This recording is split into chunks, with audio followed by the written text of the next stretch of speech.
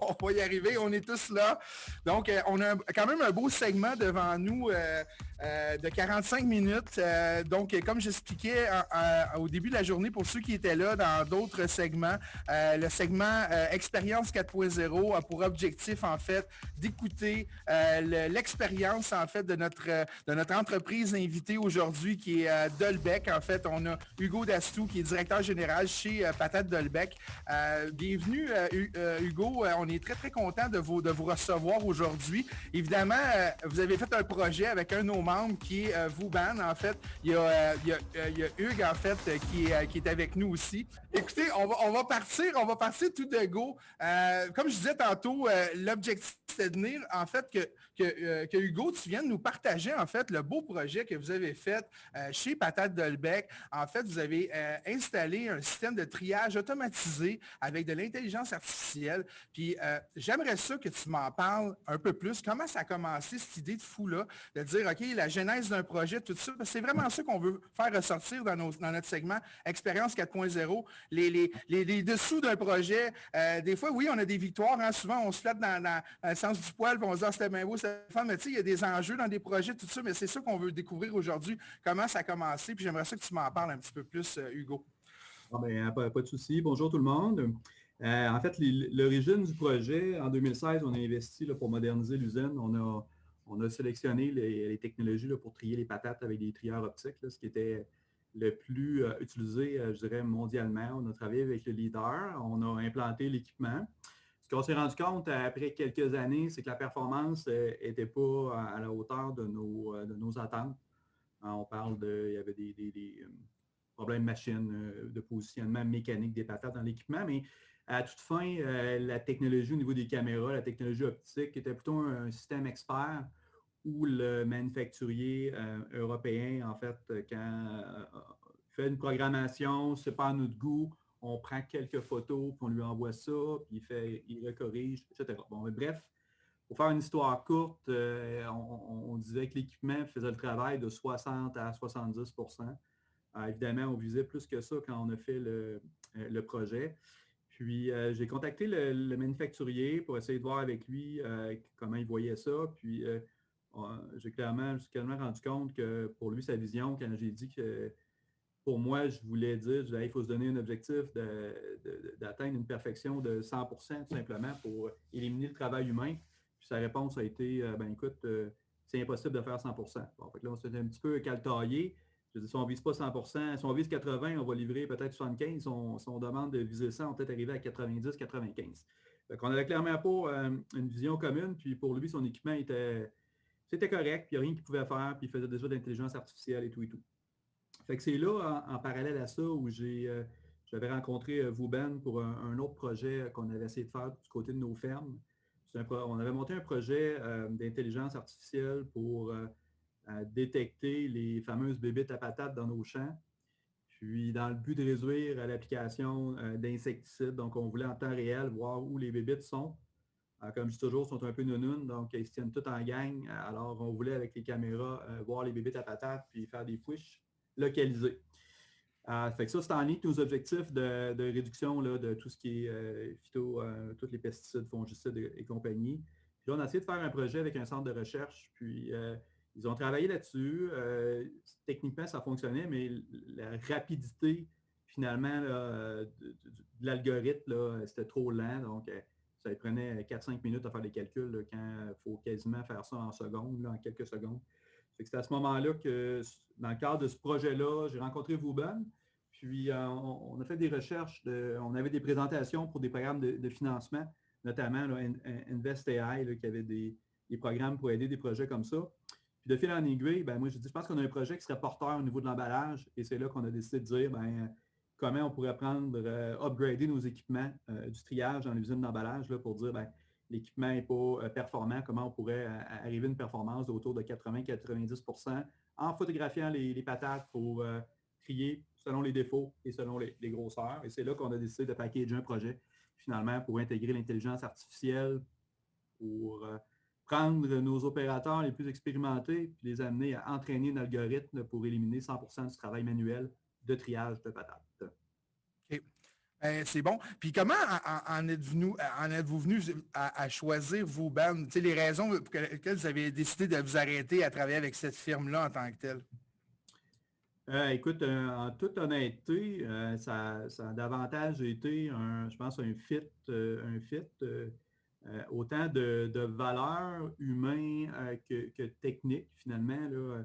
Tu sais, moi, j'ai bien vu qu'ils connaissaient leurs trucs, mais au-delà de ça, en faire des rencontres avec eux, j'avais le sentiment qu'on pouvait faire un projet avec eux. Puis, dans tous les projets que je fais ici, c'est un de mes critères. Faire des projets, c'est difficile. Des fois, ça va bien, des fois, ça va mal. Puis quand ça va mal, si on n'a pas un fit avec notre fournisseur, ben, c'est là que finalement, on finit par se lancer des roches et on n'arrive pas à avoir du succès. Chez Vauban, on voyait des gens qui avaient un fit de valeur avec nous. Donc, ces deux bases-là, fit de valeur, fit humain, avec quelqu'un qui était reconnu techniquement, fait en sorte qu'on était prêt à lancer un projet. Hugues, j'aimerais ça, en fait, sharer mon écran. J'ai une vidéo, en fait, que vous nous avez envoyée au niveau de quelques petites étapes, en fait, de comment ça fonctionne. J'aimerais ça, Hugues, que tu m'en parles un petit peu plus en détail de c'était quoi le procédé. Donc, sans plus tarder, tu veux que je te raconte le projet?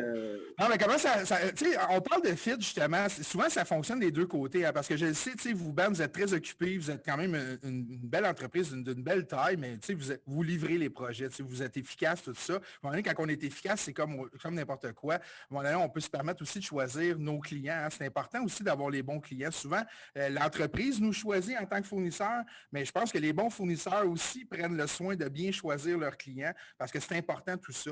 C'est quoi qui a fait que tu as trouvé intéressant de travailler avec Patate Dolbec, en fait, avec l'équipe à Hugo en bout de ligne? Ça, j'aimerais ça que tu m'en parles un peu.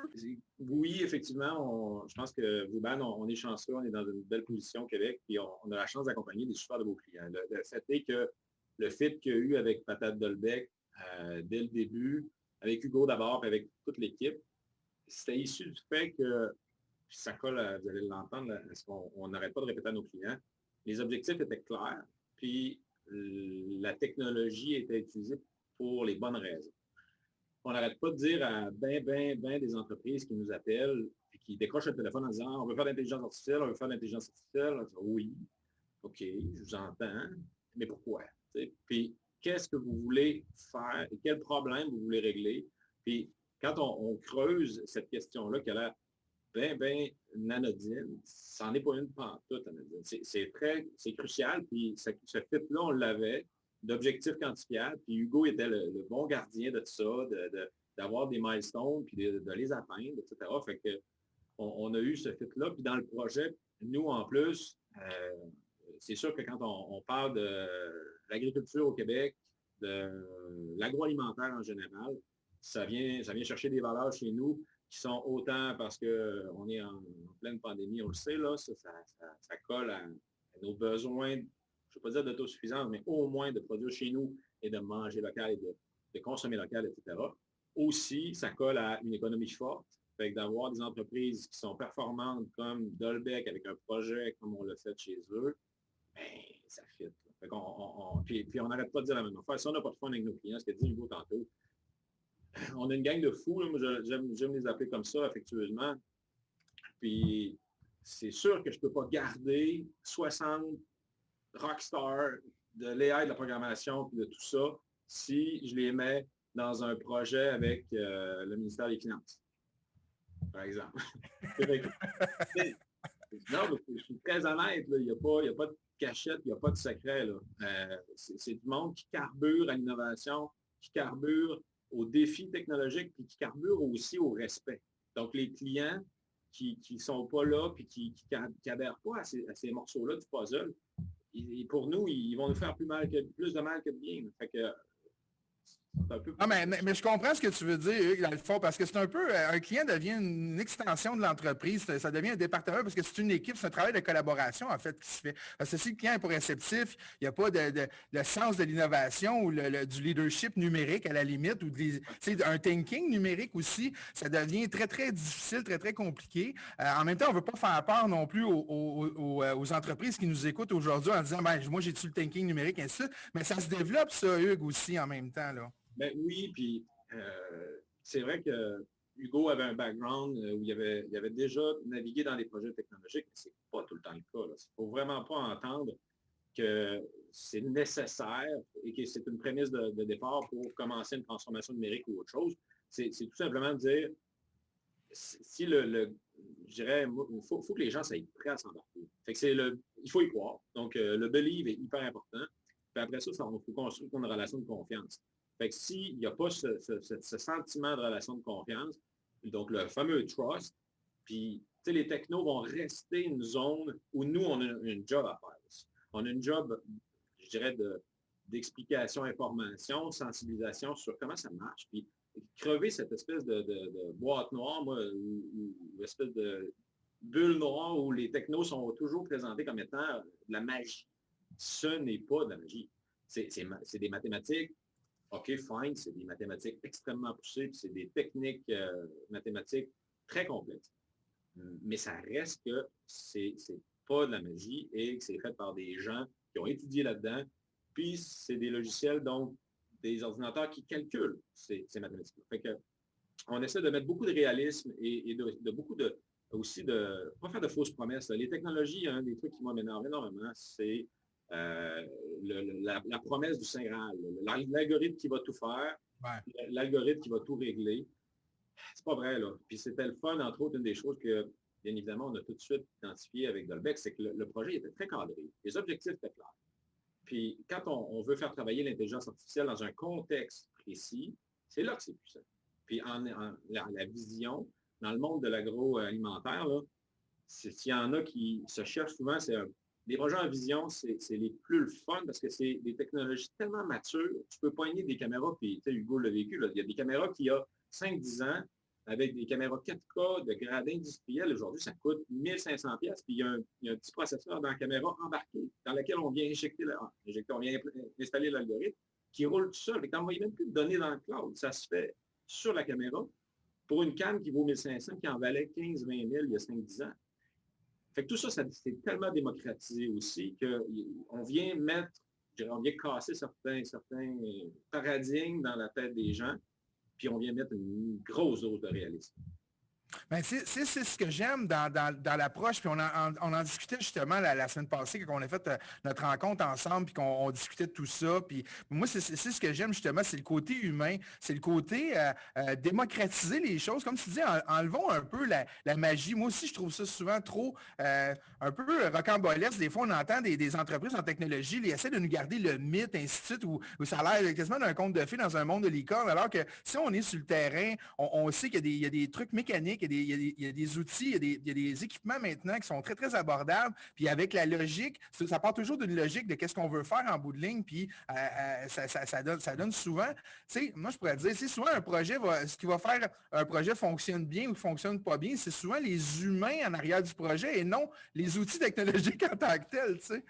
Est-ce qu'on est en mesure, Hugo, de voir la petite séquence pour que tu puisses nous expliquer un peu le procédé avant d'aller qu'on aille plus loin un peu, parce que ceux peut-être sont moins familiers au système de triage? Oui, tout à fait. Partager mon écran, ça marche-tu? Oui, ça fonctionne. Pas besoin de mettre de son de toute façon. Là, je pense pas que la valeur ajoutée est dans le son de la patate qui tombe. Non. Donc ça, c'est quoi? C'est la première étape, ça, Hugues, ou Hugo, là, peut-être un des deux me l'expliquer, la première étape du procédé, c'est ça? Ben, en fait, pèse sur pause, là, ça... Ouais, ça va aller vite, sinon, hein. Ça là. Ça recule-nous ça un petit peu pour qu'on explique en réalité, bon, les patates ici, excellent, c'est avant le trieur optique. Donc, à cette image ici, les patates sont séquencées. Et là, ils rentrent sous les caméras. Stop. Ce qu'on voit, les rouleaux bleus, mais en réalité, ils tournent la patate pour être capable de prendre des photos sur tous les côtés, finalement, je peux dire comme ça. Donc, les caméras, puis ça sort, continue. Là, on est, ouais, c'est ça, là, en fait, les caméras sont sur le dessus. Et les patates qui ont été prises en photo, ils sont mis sur les petits convoyeurs. C'est des petits taquets en plastique. Puis, eux, ils se font éjecter les patates vis-à-vis des convoyeurs. Il y a 12 convoyeurs en ligne. Donc, c'est comme ça qu'on vient grader les différentes qualités, différentes grosseurs. On a 12 sorties. OK. Donc, vous les triez en 12 catégories, c'est ça, Hugo? Jusqu'à, ouais. OK. Donc là, la séquence qu'on voit là en ce moment, que tu as fait t'as encerclé, Hugues, c'est pourquoi? Y a-tu quelque chose de particulier qui se passe à cette étape-là? Bien, c'est l'éjection de la patate. Ce que je vous montrais, c'est quand ils sont ici, en fait, la patate se fait éjecter en fonction des critères. Donc, j'encerclais, c'est justement des panneaux qui s'ouvrent, qui emmènent la patate sur le niveau inférieur, et ainsi de suite. C'est un triage qui se fait comme ça. En fait, on parlait d'objectifs. Hugues, il parlait des objectifs tantôt, puis il faut bien comprendre, pour qu'un projet ait du succès, il faut que les problématiques, les objectifs soient clairs. Dans notre cas, on avait 3 problématiques. Puis la première, évidemment, je vais parler de l'algorithme qui ne faisait pas bien le travail. Donc, il ne détecte pas actuellement, là, en fait, sur la machine originale, je veux dire, en fait, l'humain fait encore un meilleur job que la caméra là, dans notre équipement là, actuel. La deuxième problématique, c'est qu'on voit à l'écran les taquets, c'est que l'équipementier, il prévoit que la patate roule sur les rouleaux et tombe sur une position théorique. Donc, il calcule un déplacement sur les rouleaux théoriques. Donc, la patate tombe sur un espace où elle devrait théoriquement tomber, les petits taquets en question. Là. Ce qui fait que dans la vraie vie, ce n'est pas comme ça, parce qu'une patate, ce n'est pas parfait. Donc, c'est un petit peu avant, un petit peu après. Donc, les patates ne se font pas éjecter au bon endroit dans les 12 sorties. Alors, ça amène un problème d'efficacité au niveau de l'équipement. Puis le troisième problème, c'est qu'il y a des trucs mécaniques qui peuvent se dérégler sur l'équipement, mais il n'y a pas de feedback ou de contre-vérification en temps réel si les patates ont tombé au bon endroit. Donc, c'est le troisième problème là, à la base du projet. OK. C'est les 3 grands enjeux en lien avec ce projet-là. Est-ce qu'on peut juste continuer, Hugues? Je ne sais pas, la vidéo est comme jammée. Là. En fait, c'est la fin. C'est simplement dire que ce qui est important, puis le pourquoi j'arrêtais sur cette image-là, c'est qu'on a souvent aussi, il y a un gros bout qui est souvent oublié malheureusement dans les projets. On va parler d'intelligence artificielle, mais il faut créer une interface pour le faire fonctionner, cet algorithme-là. Dans le cas de Dolbeck, il y avait beaucoup de paramètres qui devaient être ajustés et ajustables en fonction de toutes sortes de critères, fonction de la saison, fonction même du souhait de certains clients. Donc, le côté logiciel est trop souvent oublié. Puis je dis toujours la même affaire, aussi puissant soit l'algorithme qui serait développé pour vous autres, si on vous le donne sur une clé de mémoire et qu'on vous dit bonne chance, ça va bien aller, il ne vous sert à rien, cet algorithme-là. Fait que ce volet-là, qui fait partie de ce qu'on a fait avec Hugo et ses équipes, c'est de développer aussi l'interface, de connecter et d'interfacer le tout avec les machines existantes, prendre le contrôle, entre guillemets, du trieur optique de vieille génération. Donc, tout ce côté-là, robotique, mécanique, logiciel, c'est ce qui fait que le projet est un succès. C'est pas que l'algorithme en tant que tel. OK. Est-ce qu'on peut juste voir peut-être la fin du vidéo quand même? Je trouvais ça intéressant. Là, ça, c'est les systèmes de caméra, en fait. Hop. On a le prince Charles là, qui nous fait un devil. Ouais, c'est on est à la fin du vidéo. En fait. OK, parfait. Bon, regarde, je pense que ça donne quand même une bonne idée. Pour ceux qui s'intéressent, moi, j'avais un vidéo aussi j'avais fait un montage un petit peu plus long. Là. Je pourrais le partager aussi là, quand on va rediffuser, en fait, ce segment-là, en fait, sur nos pages web en début de semaine prochaine. Moi, j'aimerais savoir, Hugo, en fait, est-ce que au niveau de l'automatisation, là, on parle de domaine d'intelligence artificielle, tout ça, mais votre système de trieur, c'était-tu votre premier projet d'automatisation ou vous n'aviez fait d'autres avant? Parce que je pense que je pense pas que c'était votre premier, hein, c'est ça? En fait, non. En 2016, on a modernisé l'usine au complet. On a investi 12 millions. Alors que ce soit la ligne de lavage, que ce soit l'entrepôt robotisé chez nous, là, où les caisses se déplacent toute seule avec des navettes qui les transigent, ou que ce soit un robot pour palettiser. Il y a plusieurs technologies là, qui ont déjà été implantées dans l'usine. OK. Puis quand vient le temps de prendre une décision au niveau de prioriser quel type de projet d'automatisation que vous faites, tu te bases sur quoi, Hugo, en fait? Bien, on se base, premièrement, c'est la rentabilité du projet. Un projet, c'est facile de financer des projets qui se payent en moins d'1 an. Donc, ça c'est un aspect. Puis, dans ce cas-ci, c'est sûr que dans le cas de ce projet-là, qui est quand même, c'est pas un projet de données, l'intelligence artificielle, là, c'est pas des projets à 100 000 qu'on embarque là-dedans, mais dans ce cas-ci, ça réduisait beaucoup les ressources. Et avec la pénurie de main-d'œuvre, c'est quand même un enjeu de trouver ces ressources-là qui trient. Ici, on fonctionne sur 3 quarts de travail, donc autant de défis de formation, de communication, des critères qualité qui varient selon la clientèle, selon la récolte, selon la période de l'année. Donc, il y a tout un enjeu de gestion à l'interne. Donc, c'est pesant à régler. Fait que ce projet-là amenait aussi autant un payback au niveau des ressources qui trient, mais de simplifier le processus aussi. Okay. Est-ce que ça a été difficile à implanter? Puis là, ça peut être une question pour les deux, en fait, parce qu'on sait, tu sais, l'avion, la business comme un avion en plein vol, hein, souvent, comme on dit, il faut changer le moteur en plein vol. C'est rare qu'on a le luxe de mettre l'entreprise sur pause pendant un certain temps. Au niveau de, techniquement parlant, est-ce que ça se fait quand même bien? Vous faisiez ça la nuit? Ça vous a-tu causé des arrêts de production? Ça a-tu été des enjeux à ce niveau-là? Non, dans notre cas, on fait ça en production. On a 2 trieurs optiques qui travaillent en parallèle. Okay. Donc, on fait nos tests de débogage sur un des deux trieurs optiques. Donc, dépendamment du carnet de commande, on s'ajuste. C'est pas un enjeu dans ce cas-ci. Mais sprint planning, il y avait quand même un truc le fun, c'est que c'est le monde agricole, hein, fait que l'équipe qui a travaillé sur le projet avait des sprint planning avec Hugo, puis ça gagne à 7 heures, hein, c'est ça? Oh oui, 7 heures le matin, oui. Des programmeurs puis des gars en AI, les gars techno, c'est plus des gars de soir, hein? C'est plus des gars de soir. Fait que ma gang, au début, tout le monde s'est embarqué clairement, mais au début...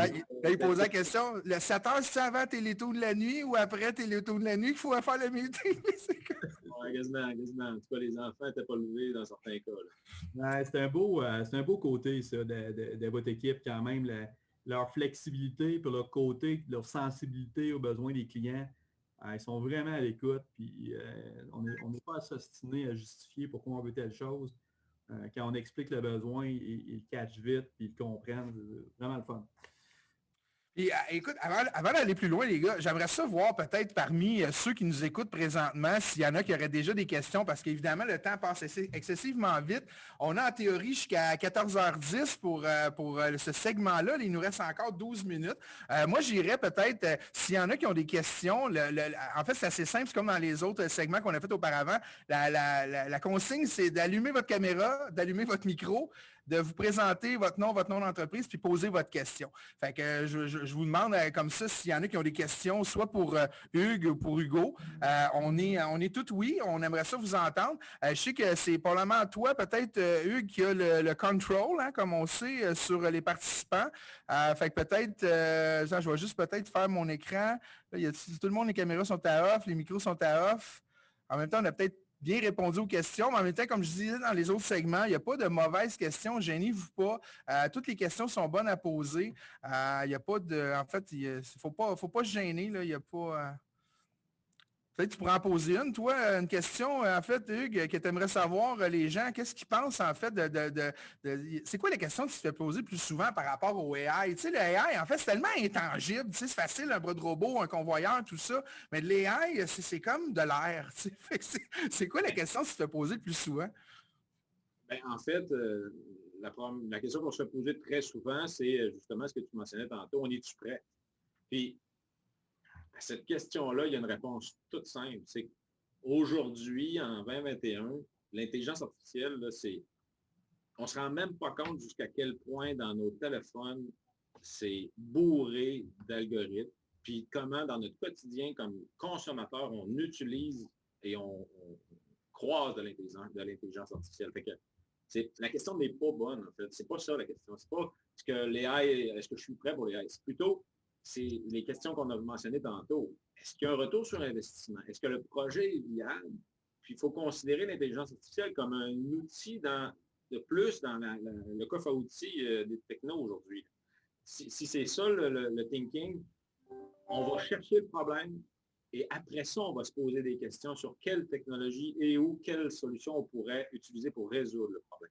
Versus faire l'inverse, de se dire AI ou pas AI, c'est pas ça la vraie question.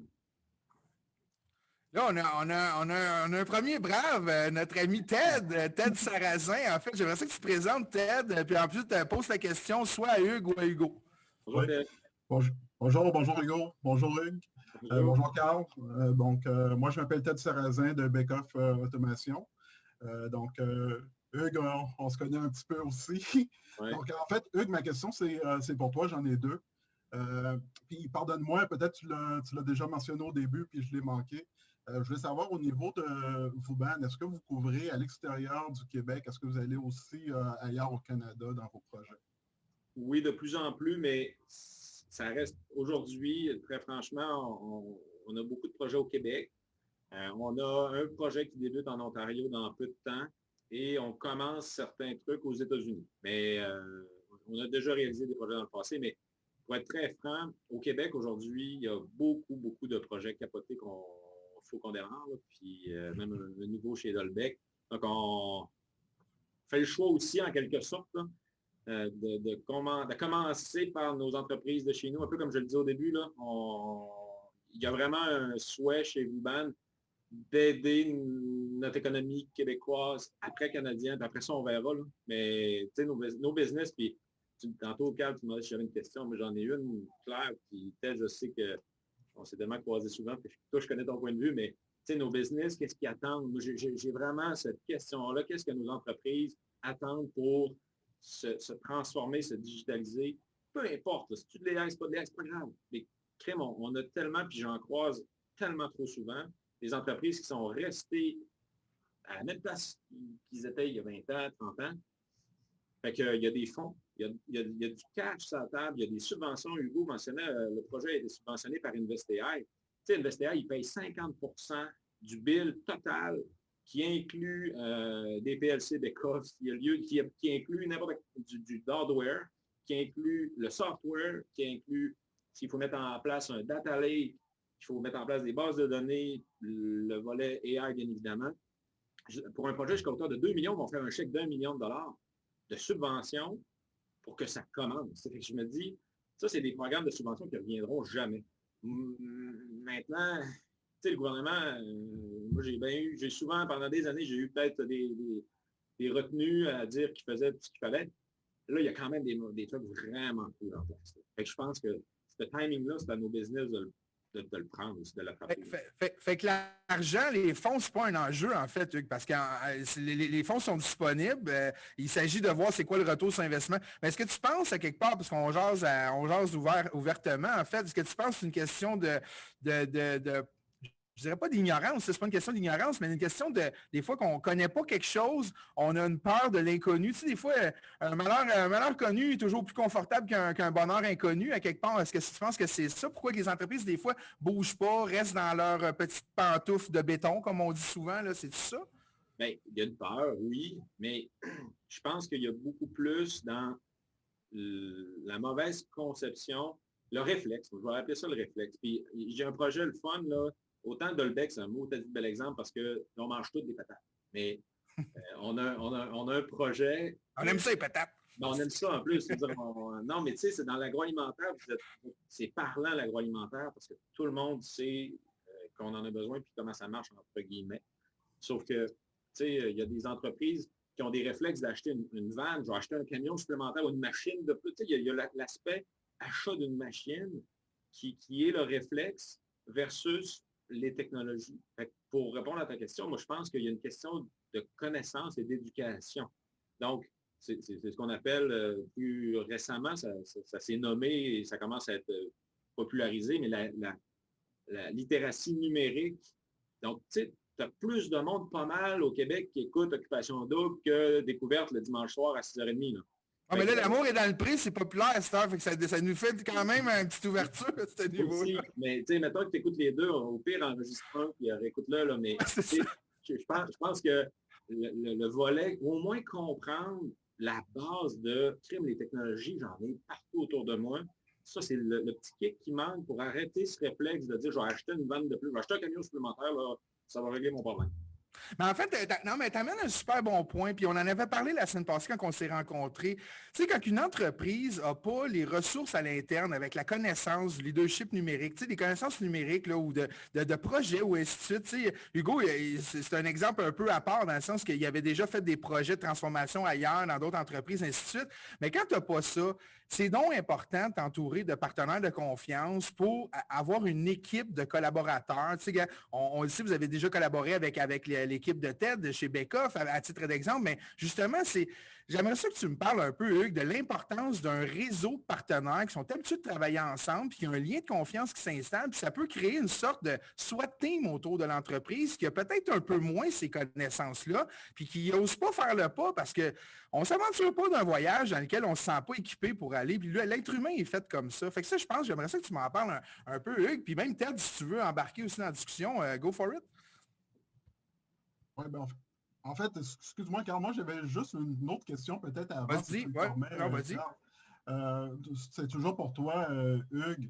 Tu sais, le AI, c'est quand même quelque chose de plus ou moins nouveau, là, c'est récent, puis je pense que toi, tu le vois plus que moi. Il commence à avoir beaucoup d'intérêt chez les industries là, pour se tourner vers le AI.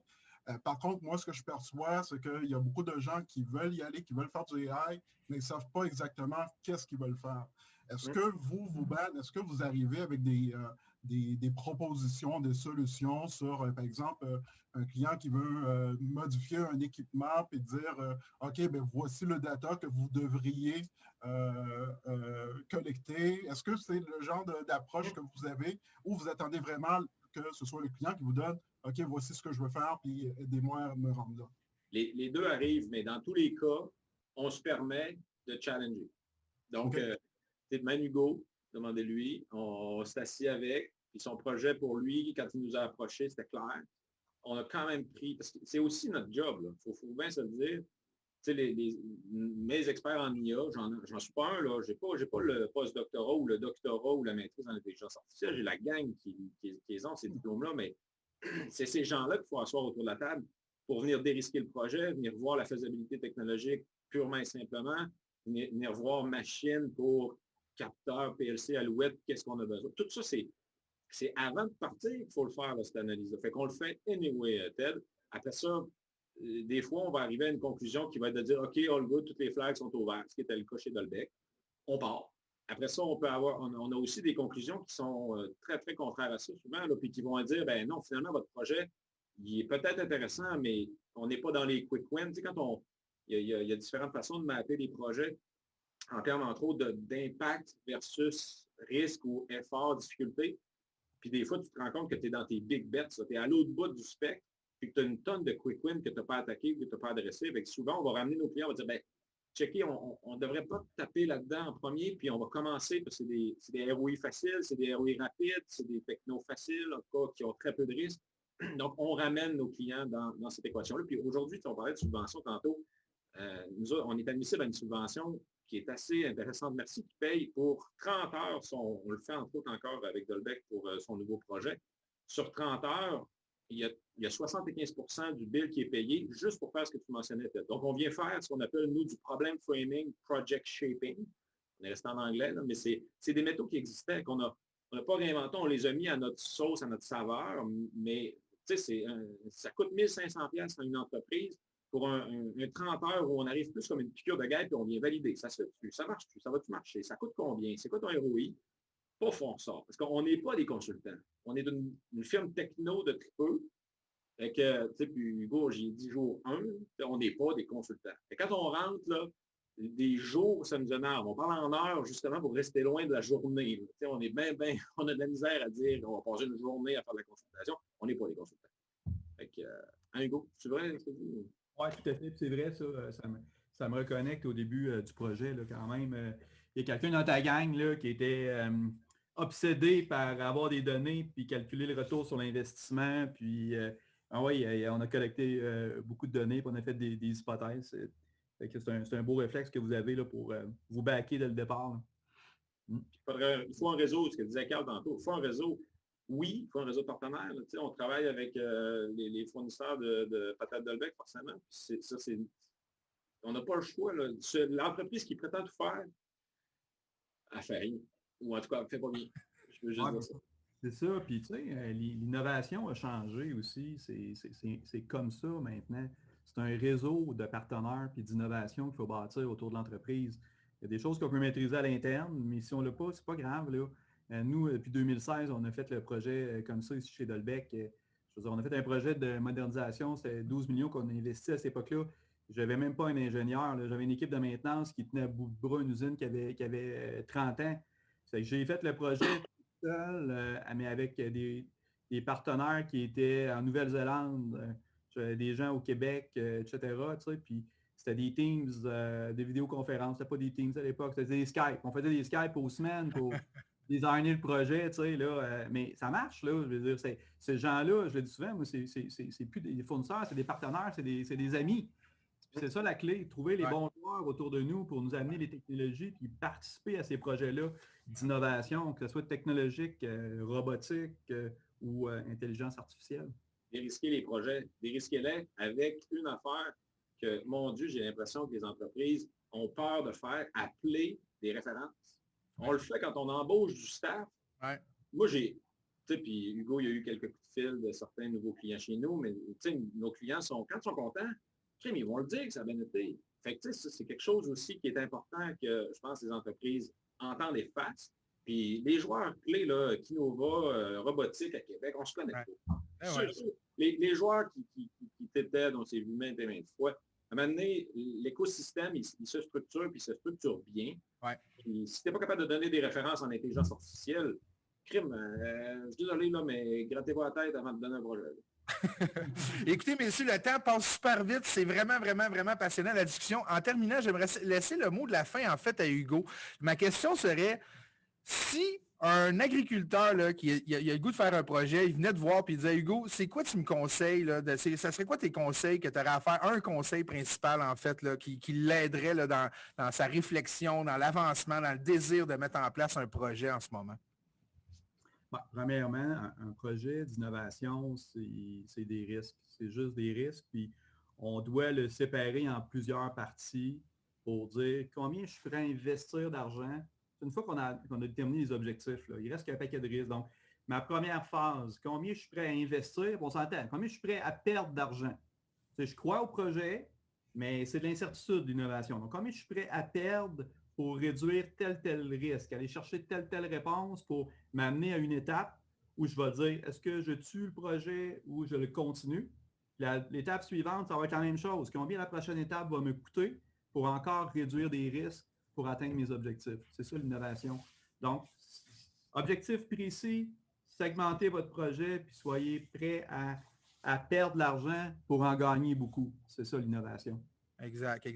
Non, mais écoute, je te trouve c'est un beau mot de la fin. Puis rapidement, Hugues, si tu veux juste me donner un petit mot de la fin aussi, en 1 minute, parce qu'après ça, il faut déménager de salle parce qu'on a une autre expérience 4.0 qui nous attend. Puis par respect, hein, on est des bons humains, on se respecte tous. Je pense que c'est important. Il y a des gens de chez Premier Tech et chez Ferme Denis Gaudreau et Fils qui ont fait un super beau projet aussi. Mais je te laisse un petit dernier 30 secondes, Hugues, pour nous faire un petit mot de la fin, toi aussi.